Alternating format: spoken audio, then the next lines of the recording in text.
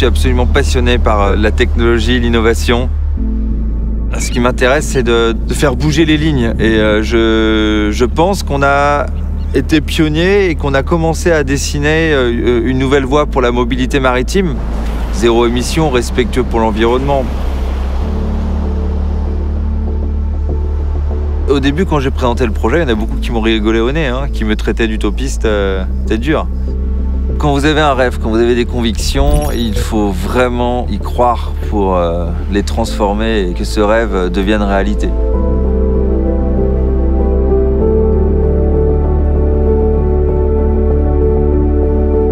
J'ai passé beaucoup de temps sur la mer. À l'origine, je suis un officier de marine marchande et un coureur au large. J'ai participé à beaucoup d'épreuves internationales, beaucoup de championnats de France, championnats d'Europe, championnats du monde, jusqu'à obtenir des titres. Cette nouvelle aventure Energy Observer, elle diffère complètement de mon ancienne vie. Avant, j'étais vraiment centré sur moi-même, un compétiteur.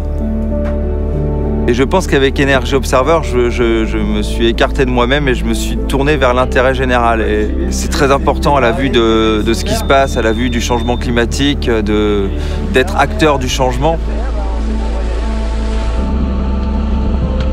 Un jour, je me suis retrouvé en blackout d'énergie, en plein milieu de l'Atlantique. Je me disais, c'est incroyable, j'ai plein de force autour de moi, plein d'énergie, du vent, du soleil, et je suis incapable de les exploiter. Donc à partir de ce moment-là, je me suis dit, mais il faut travailler sur la conception d'un navire intelligent. Il faut trouver des nouvelles façons de se déplacer, plus respectueuses de l'environnement, et on a réfléchi à essayer de capter le plus d'énergie possible, énergie propre, énergie renouvelable autour du navire.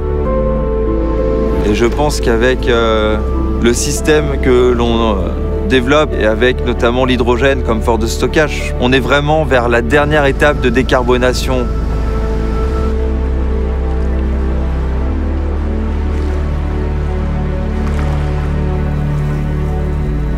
Quand tu arrives à bord d'Energy Observer, tu rentres dans le Grand Canal, que tu es devant la Piazza San Marco, c'est une émotion qui te submerge.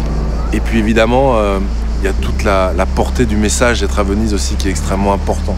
C'est une ville historique, légendaire, qui voit aujourd'hui ses eaux monter petit à petit au risque de l'engloutir. Mais l'idée, c'est pas uniquement de pointer les problèmes, mais c'est surtout de montrer les solutions.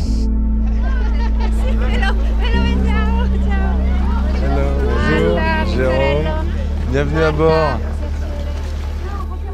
C'est que si on peut arriver à faire un tour du monde avec ce bateau, demain, cette énergie-là qu'on voit à bord, ça peut être dans votre maison, dans votre ville ou dans votre pays. Ce bateau, ça pouvait sembler être un rêve impossible au départ. Moi, je ne l'ai jamais vu de cette manière-là. C'est un rêve d'un autre avenir. Il faut, avant tout, s'affranchir de l'ancien modèle dans lequel on a été élevé. C'est en ayant cet esprit-là qu'on peut accéder au possible, au rêve. Nous, on fabrique quelque chose de très précieux qui s'appelle de l'hydrogène. On va prendre l'eau de mer, on la purifie et après, on électrolyse. Ça veut dire qu'on prend la molécule d'eau, d'accord, et on la casse en deux. On laisse partir l'oxygène et on garde l'hydrogène. Et la nuit, quand on n'a plus de soleil, on prend cet hydrogène, on l'envoie dans une machine et ça fabrique de l'électricité. Si nous, on arrive à faire ce tour du monde avec ce système énergétique, avec l'hydrogène embarqué, on peut penser que ce système peut se déployer à petite, moyenne et très grande échelle pour plein d'autres applications. Je suis positif parce que le fait d'être sur le terrain, de tester en fait ce genre de système, je vois que c'est réalisable, que c'est possible. Et à force de rencontrer en fait ces différentes initiatives autour du monde, vous vous rendez compte que pour arriver à un objectif global, celle de limiter le changement climatique, c'est juste une histoire de conviction. Je pense qu'on peut prendre le grand virage très rapidement et pas à l'horizon 2050, c'est maintenant.